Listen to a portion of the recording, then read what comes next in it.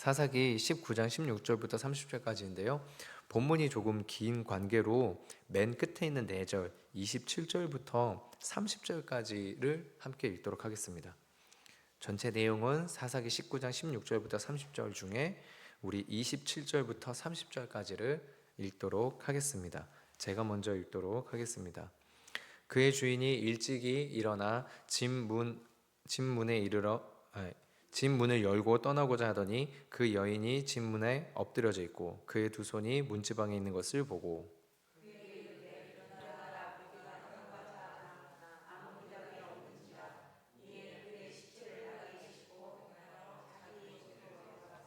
그 집에 이르러서는 칼을 가지고 자기 첩의 시체를 거두어 그 마디를 찍어 12덩이에 놔두고 그것을 이스라엘 사방에 두루 보내매 그것을 보는 자가 다 이르되 이스라엘 자손이 애굽 땅에서 올라온 날부터 오늘까지 이런 일은 일어나지도 아니하였고 보지도 못하였도다. 이 일을 생각하고 상의한 후에 말하자 하니라. 아멘. 잠시 기도하겠습니다. 하나님, 정말로 주님께서 이 자리 가운데에 우리의 마음을 붙잡아 주시고 아버지 하나님께서 주시는 아버지 하나님께서 계속해서 특별 새벽기도 가운데 우리에게 말씀하시고 우리로 하여금 촉구하시고 돌이키기 원하시는 아버지 그 모습과 마음을 다시 한번 생각하기 원합니다. 주께서 우리의 심령 가운데 주장하여 주시고 역사하여 주시옵소서. 무명으로 바친 헌금이 있는데 아버지 하나님 이 물질이 쓰임 받는 곳마다 주의 복음 전파되게 하시고 아버지 하나님의 믿음의 역사가 나타나게 하여 주시옵소서. 예수님의 이름으로 기도합니다. 아멘. 조금 시간이 좀 이렇게 지나서 조금 앞부분에 있는 내용을 잠시 다시 한번 조금 복습을 하자면요. 19장에 있는 앞부분의 내용은 결국에는 한 레위인이 첩을 두었는데 이 첩이 음행을 하여서 이렇게 헤어지게 된 겁니다. 그런데 이제 이 레위인이 다시 이 첩을 데려다가 이 첩의 집에서 이 첩을 데려다가 이제 오는 길에 다른 어떤 이방인의 도시로 들어가지 않고 우리가 이스라엘 사람들의 도시로 들어가자. 거기에서 우리가 유숙하자라고 해서 들어갔는데 아무도 지금 이 레위인을 맞이하지 않는 장면이 15절까지의 내용이었습니다. 그래서 우리가 이 15절까지 내용이 이렇게 되어 있는 상태에서 16절에 장면이 이렇게 살짝 변환이 되는데요. 16절에 이렇게 나와 있습니다. 저녁 때에 한 노인이 밭에서 일하다가 돌아오니 그 사람은 본래 에브라임 산지 사람으로서 기브아에 거류하는 자요 그곳 사람들은 베냐민 자손이더라. 이 레위인 일행을 하나님의 백성들이 모인 곳이라면 선대함이 있을 거다라는 기대함으로 온 이 레위인 일행을 받아준 사람이 누구도 없었습니다. 정말로 그래서 이 모습이 영적으로 힘을 잃고 죽어있는 이스라엘의 모습을 상징적으로 나타내는 것입니다. 그런데 이 레위인에게 한 노인이 다가오는데 이 노인도 에브라임 산지에 살았던 노인이라고 합니다. 지금 이 레위인이 이 19장 1절을 보면은 에브라임 산지 구석에 있는 레위인이거든요. 그러니까 비슷한 동양 고향 사람이니까 이 노인이 이 에브라임 산지에 있는 이 레위인 일행들을 맞이하고 이들을 영접해 주는 것입니다. 우리가 여기에서 함께 한 가지를 살펴보고자 하는 것은요. 하나님의 선하심이 아무리 영적으로 어둡고 아무리 영적으로 죽어 있는 것 같을지라도 하나님의 선하심의 흔적과 씨앗은 반드시 남아 있다라는 부분입니다. 아무리 어둡고 아무리 영적으로 죽어 있는 상황 같을지라도 하나님의 선하심, 그 하나님의 의에 대한 부분은 분명히 흔적이 남아 있고 씨앗은 심겨져 있게 된다는 것입니다. 여러분, 이 노인도 에브라임 산지에서 베냐민 지파로 온 외지인인 거죠. 외지인인데 같은 고향 사람이 해가 지도록 이 성읍 거리에서 서성이는 것을 본인이 일을 다 끝내고 와서 본 겁니다. 그때 이 노인의 마음 가운데에서 이제 마음이 움직이는 거죠. 누구도 저 사람을 이렇게 데려가지 않고 누구도 저 사람을 선대하지 않으니 나라도 가야겠다라고 해서 그 사람을 데려가게 된 겁니다. 여러분, 교회 건물 안에 있다고 해서 우리가 다 상대방의 어려움에 주목하는 사람들은 아닌 것 같습니다. 자신들의 아픔을 먼저 생각하는 것이 사람이기 때문이죠. 옆에 있는 사람이 죽어가는 것보다 자기 손톱 밑에 박혀있는 가시가 더 아프다라고 하는 게 인간의 속성이라고 하지 않습니까? 그런데 우리가 지난 금요일 저녁입니다. 날마다 특별한 새벽기도 12번째 시간에 아둘람 굴의 다윗 이야기를 들었습니다. 자신의 처지를 먼저 생각한 것이라면 다윗은 본인이 스스로가 먼저 도망가고 쫓기고 있으니까 그 비참하고 괴로운 처지 가운데에서 분명히 자기 자신을 먼저 위해야 되는데, 다윗은 자기 자신을 먼저 위하는 것이 아니라 자신처럼 힘들고 지친 이들을 외면하지 않고 받아준 다윗의 모습이었다는 것입니다. 그리고 자신의 아픔과 상황, 형편이 나아지지 않았음에도, 그러니까 내 상황이 여유로워지면 돕겠다가 아니라 내 상황은 여전히 나도 급급하고 정말로 각박하지만 다른 이의 아픔과 다른 이의 상처, 그런 다른 이의 어려움을 말씀으로 돌보는 다윗, 그 다윗을 하나님께서 어떻게 하시냐면 치유하시고 결국에는 왕으로 다듬어 가시는 것을 우리가 본 것입니다. 여러분, 노인입니다. 노인. 자신의 처지가 어떻게 여유롭겠습니까? 밤 늦게까지 일을 해야 된다는 것 자체가 이미 이 노인의 처지와 형편이 여유롭지 않다는 것입니다. 그런데 여유로운 그 어떤 누구도 이 레위인 일행을 영접하지 않았지만, 여유가 없고 힘이 그렇게 썩 강하지 않은 이 노인, 밤 늦게까지 일해야지만 먹고 살 수 있는 이 노인이 이 레위인 일행을 영접했다는 것입니다. 영적으로 어두워서 영적으로 죽어가고 있어서 율법도 도덕도 땅에 떨어진 것 같은 이 이스라엘의 형편 가운데 하나님이 남기신 선의 흔적이 여전히 있다는 것이고, 하나님이 남기신 선의 씨앗은 여전히 존재하고 있다는 것입니다. 우리가 비록 우리 스스로 연약해 보여도 우리가 정말로 손을 내밀어 도움을 줄 수 있는 작은 도움이 필요한 이들이 있습니다.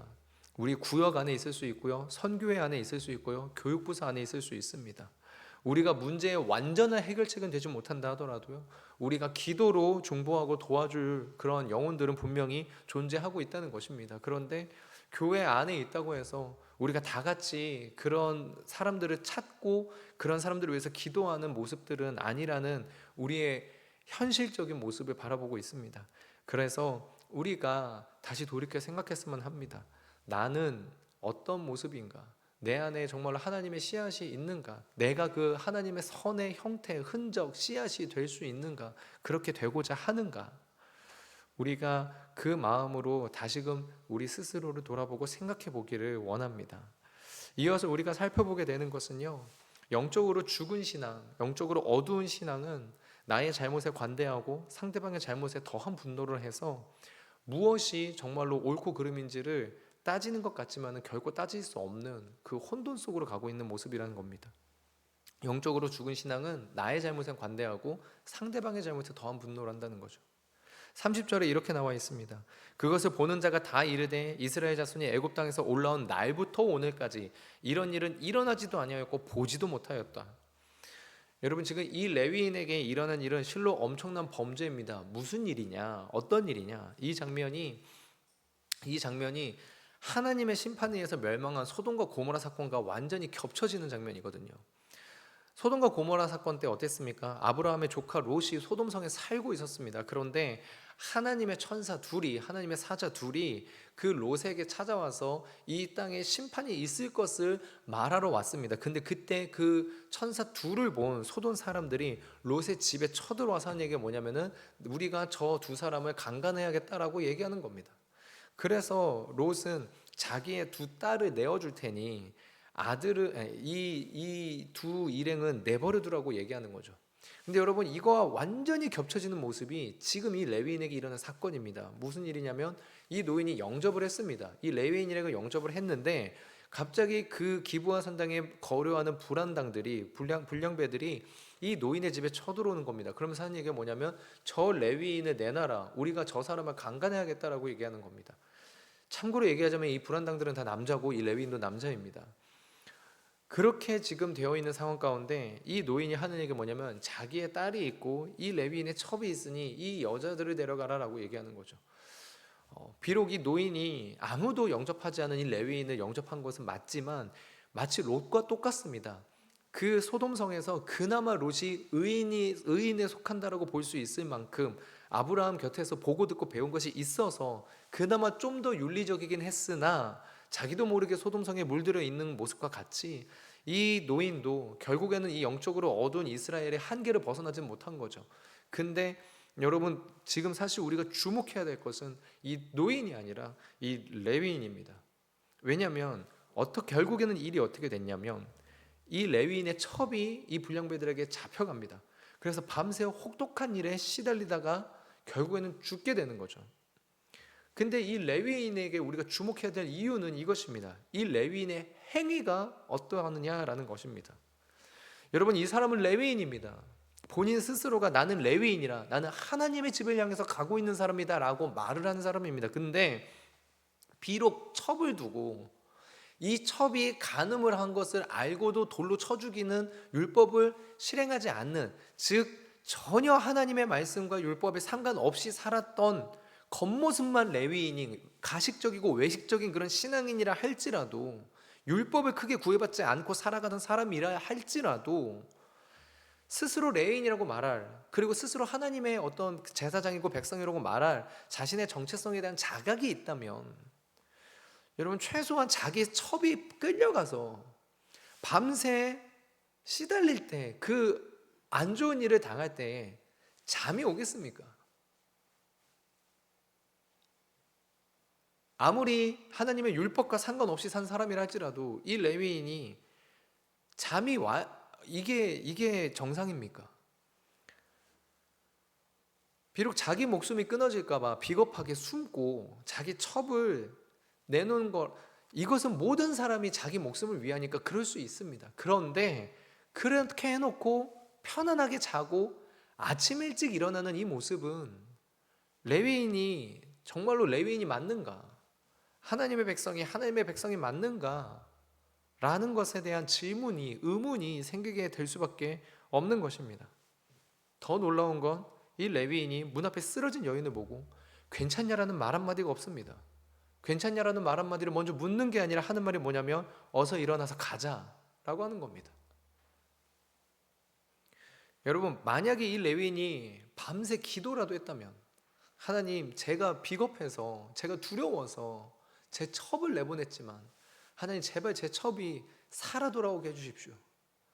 살아 돌아오게 해주십시오 라고 밤새 문 앞에서 기도라도 하고 있었다면, 여러분, 어쩌면 이 여인은 죽지 않았을 수도 있습니다. 왜냐하면 지금 뭐라고 기록되어 있습니까? 이 여인이 문까지 왔다는 겁니다.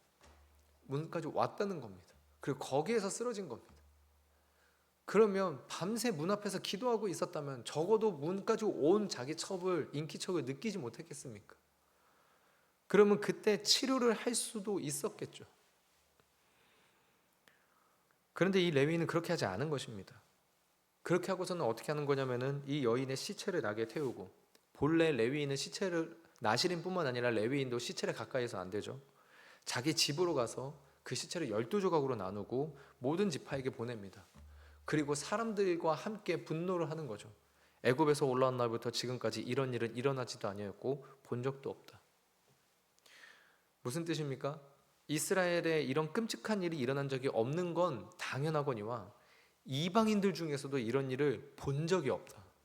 이거는 이방인들조차도, 이방인들만큼도 안 될 만큼 엄청나게 죄악된 일이다라고 지금 이 레위인이 토로하고 있는 겁니다. 그런데 문제가 뭐라고 했죠? 자기 자신은 보지 않는 겁니다. 자기 자신. 여러분, 애초에 이 레위인이 첩을 두지 않았으면 어땠을까요? 애초에 이 레위인이 첩을 두지 않았으면, 아니면은 음행을 하고 도망갔습니다. 좋습니다. 음행을 하고 도망간 거 어떻게 끝까지 잡아서 죽이겠습니까? 살겠다고 도망간 여자 그냥 잊어버리고 그 여자가 그 아버지 집에서 그냥 살게 냅뒀다면 이 여인이 이곳에서 죽었을까요? 여러분, 기브아 사람들이 잘했다는 것이 아닙니다. 기브아 사람들은 정말로 끔찍한 죄악을 저지른 죄인들이 맞습니다. 근데 적어도 이 레위인이 스스로 레위인이라고 말할 사람이라면 자기 자신의 모습을 돌아봐야 함이 먼저라는 것입니다. 우리는 이런 사설을 바로 앞에서 만나보았습니다. 삼손입니다. 자신이 계략을 세워서 블레셋 청년 30명에게 재산을 속여서 얻으려고 했다가 자기 아내가 될 블레셋 여인이 그 30명의 협박에 못 이겨서 답을 말해주므로 자기 자신이 손해를 보게 생기니까 분노하면서 아스갈론에 가가지고 거기에 있는 블레셋 사람 30명을 죽이고 재물을 탈취해서 그들에게 줍니다. 여러분, 삼손은 사사이면서 율법을 지키지도 않고 외식하던 모습이었던 겁니다. 그런데 레위인이면서 율법을 지키지 않고 자기 잘못보다 상대방의 잘못에 더 분노하는 이 모습, 여러분, 이것이 영적으로 죽은, 영적으로 어두운 신앙이 어떠한 그런 결과를 나타내고 있는가, 어떠한 사람으로 만들어가고 있는가를 보여주고 있는 것입니다. 잘못된 결과에서 상대방의 잘못에 분노하느라 자기 잘못을 깨닫지 못함. 하나님은 우리 그리스도인들의 억울함을 아십니다. 반드시 신원해 주시겠다고 말씀하십니다. 요한계시록에서 우리 주님 직접 약속하십니다. 그래서 하나님이요 우리한테 하신 말씀이 있습니다. 그것이 무엇입니까? 원수 갚는 것이 내게 있다. 너희가 갚지 말아라. 원수 갚는 것이 내게 있다. 너희가 갚지 말아라. 그리고 너희는 이 땅에서 서로 사랑하면서 나의 사랑과 나의 선을 이 땅에 심고 자라나게 하고 열매 맺게 하라. 여러분, 이것이 하나님이 우리에게 하신 말씀입니다. 억울하죠. 진짜 답답하고 억울합니다. 이 말씀을 믿고 싶어도 나를 괴롭히는 이 사람이 잘 먹고 잘 사는 모습이 솔직히 안 보이는 곳에서도 그러면 모르겠는데 내 눈에 보이는 곳에서 잘 먹고 잘 살고 있으면 이건 도저히 견딜 수가 없는 분노가 일어납니다. 그런데 우리 주님은 뭐라고 말씀하시냐면은, 우리 주님은 원수 갚는 거 나한테 맡기라, 너가 하지 말아라 라고 하는 겁니다.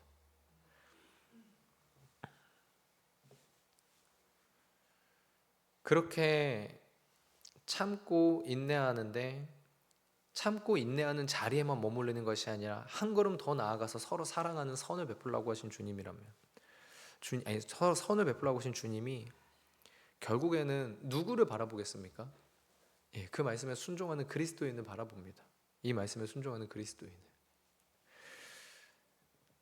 자신의 연약함, 자신 안에 있는 악한 모습을 먼저 보고 괴로워하는 그리스도인을 보시는 겁니다. 다윗이 자기 아들 압살롬이 반란을 일으켰을 때 압살롬이 분명히 잘못한 것임에도 불구하고 다윗은 무엇이라고 말하냐면 내가 범죄해서 그런 거다. 내가 범죄해서 그런 거다 라고 합니다. 분명히 잘못은 압살롬이 했는데 다윗은 자기 죄를 봅니다. 이게 어떻게 합리적이고 말이 됩니까?